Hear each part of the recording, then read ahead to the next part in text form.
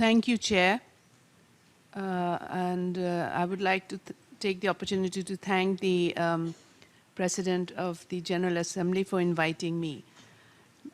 Globally, the civil society has been mobilized for a number of years around the climate change issue because it impacts directly and in severe conditions the poor.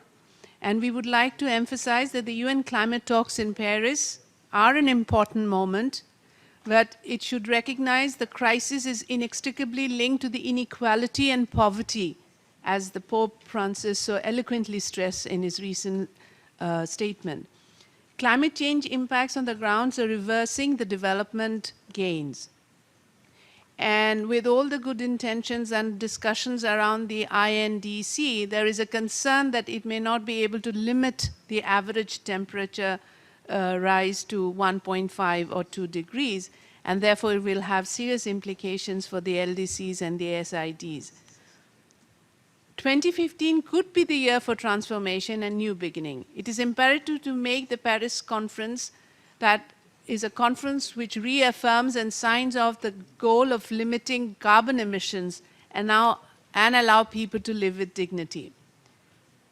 When we talk about the agreement or the deal, what sort of deal are we looking at when we know that 2 billion people continue to remain in poverty? So how do we realize a common goal? The deal has to be for the people across the globe who are living in poverty, the LDCs and the people in the SIDs. But we are confused because we still see policies such as promoting private cars over public transport, commodifying natural resources and encouraging industrial agriculture by betraying smallholder agroecological farming, and we think that will aggravate climate change. Any development model that is based on inequality will only exacerbate injustice. Even by meeting the current mitigation pledges of the countries, there will be residual impact, which will impact severely on countries like Bangladesh and Maldives.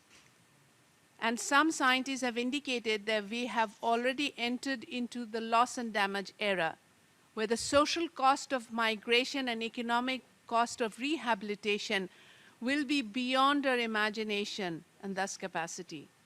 There is no climate justice without gender justice and equity. Women are half of the world's population, and they call that their perspectives, full and equal participation in all aspects of climate policy and implementation must be ensured. Civil society organizations like ActionAid and other like-minded organizations do not accept false solutions in the climate deal in Paris. Solutions like climate-smart agriculture or net zero emissions will benefit the large corporation, not the smallholder farmers, by which we mean women living in poverty in some distant corner of Africa and Asia. It is the smallholder farmers who feed the world even when the corporate deliver to the supermarkets. And therefore, we must support them with all kinds of resources, knowledge, and technology to enable them to diversify their cropping system. Any efforts to offset climate change through land use could massively escalate land grabs. Finally, it is about the response of global leaders.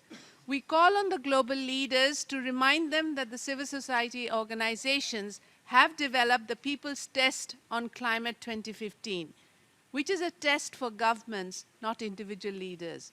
The Paris negotiations are important. We absolutely need a strong and just global agreement on climate action.